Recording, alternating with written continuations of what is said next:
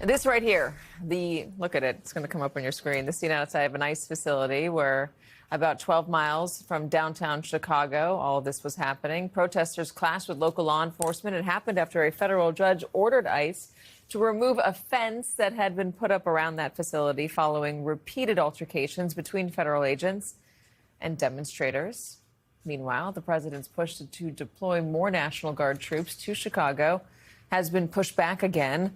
Yesterday, a panel of federal judges rejected the government's claim that ongoing protests pose a threat so serious they warrant immediate federal intervention, writing political opposition is not rebellion.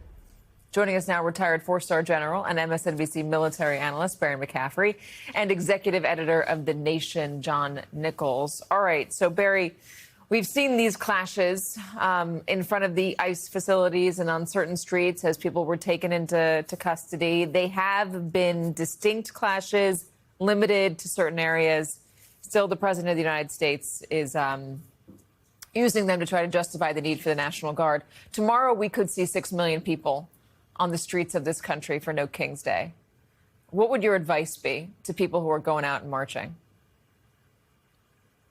Make sure you take part in the protest. I think we're in a position right now in which President Trump is acting in a manner that is wholly illegal. Some of these propositions, he can claim powers under the Emergency Powers Act of 1976, under the Insurrection Act. There is no obvious rebellion going on. We're putting the National Guard, 430,000 of them, who are vital to American national interests.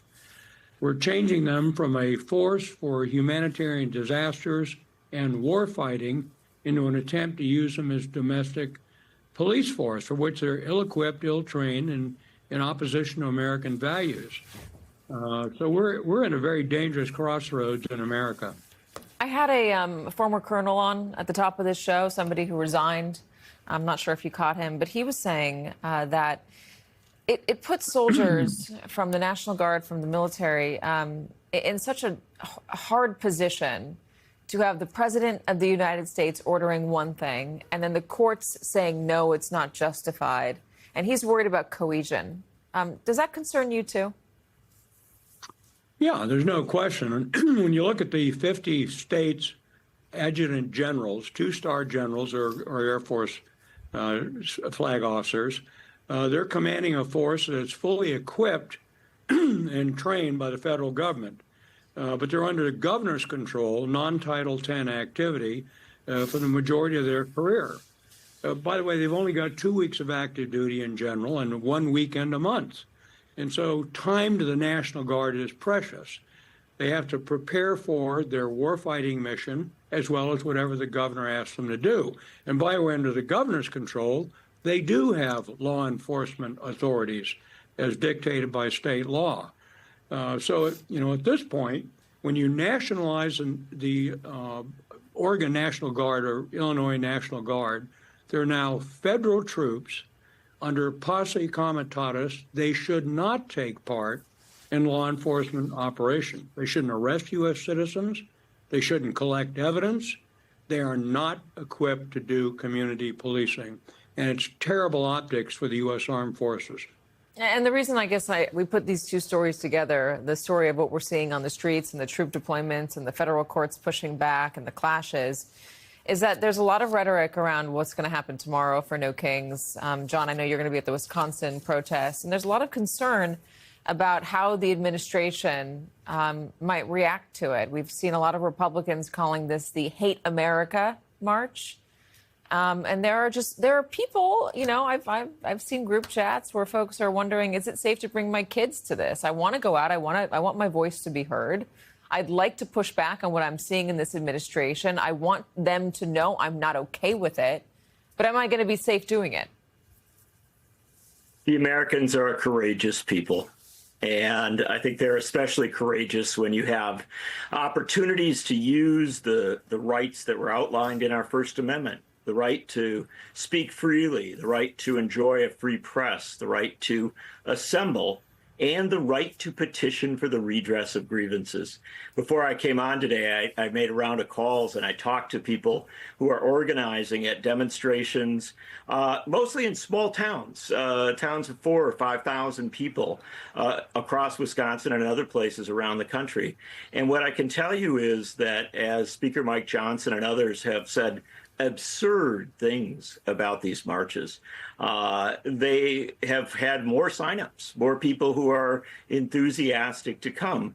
And I've been to several of these No Kings demonstrations in the past. And what I can tell you is they are good-spirited, a lot of very patriotic, very creative people. There are sign-making parties all over America tonight where people are trying to come up with the funniest sign or the most creative sign, or frankly, the most concerned and most unsettled sign. I mean, they want to deliver their message, but I really do think this is an example of one of the deep disconnects between the kind of rhetoric of Republicans in Washington and the sentiment of people out around the country.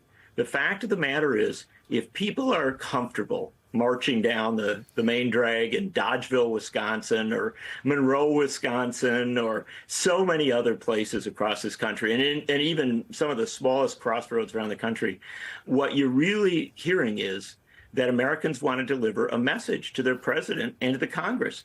And it is a message to say, stop. Stop assaulting the basic liberties, the basic rights that we were taught as children to value and to embrace. And so I do think people are going to show up tomorrow. I think the demonstrations are going to be huge.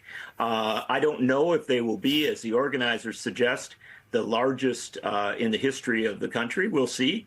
But there is, I think, a great likelihood that you're going to see millions and millions of people out in every corner of this country. Oh, look at your cat. Hey, cat. My cat is ready to go. She's waiting for her 15 minutes of fame. Yes. All right, gentlemen, really good to have you. John, nice haircut. I like it short. Looks great. Thank you. Ready for service? I got it for the march. There you go. I also wanted to look like a good commander here. All right. Well, General McCaffrey, really good to have you. John Nichols. I mean, this conversation reminded me of a piece I read from David Brooks in The Atlantic today, talking about what makes a social movement succeed. There's got to be villains. Certainly a villain in this social movement. This just showing Donald Trump that he can't be a king. But who's the hero of the movement? Who's the leader? What's the action after this?